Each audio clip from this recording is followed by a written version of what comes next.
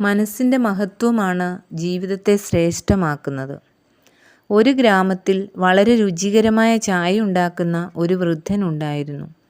അപ്രകാരം രുചിപ്രദമായ ചായ ഉണ്ടാക്കുന്നത് എങ്ങനെയെന്ന് പഠിക്കുവാൻ പലരും അദ്ദേഹത്തെ സമീപിച്ചിട്ടുണ്ട്. ഒരിക്കൽ ഒരു പ്രഭുകുമാരൻ അതിനായി അദ്ദേഹത്തെ സമീപിച്ചു. അദ്ദേഹം അവനോട് ചില നിസ്സാര ജോലികൾ ചെയ്യുവാൻ ആവശ്യപ്പെട്ടു. എന്നാൽ അവൻ അത് ചെയ്യുവാൻ കഴിയുമായിരുന്നില്ല.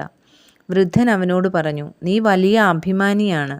വിനയപൂർവ്വം ശുശ്രൂഷകൾ ചെയ്യുവാൻ പഠിച്ചെങ്കിൽ മാത്രമേ നിനക്ക് ഈ ജോലി പഠിക്കുവാനാകൂ. അതിനാൽ നീ പോയി സേവനത്തിൻ്റെ പാഠങ്ങൾ പഠിച്ചിട്ട് വരൂ എന്ന് പറഞ്ഞ് അയച്ചു. കുറേ നാളുകൾക്ക് ശേഷം അവൻ തിരികെ വന്നു. അപ്പോഴും അവൻ വിനയാന്വിതനായിരുന്നില്ല. അതിനാൽ ആ വൃദ്ധൻ അവനെ വീണ്ടും മടക്കി അയച്ചു. വീണ്ടും ഒരിക്കൽ അവൻ എത്തി. ആ വീടും പരിസരങ്ങളും നന്നായി ക്ലീൻ ചെയ്യുവാൻ അവനോട് ആവശ്യപ്പെട്ടു. അവനത് വൃത്തിയായി ചെയ്തു.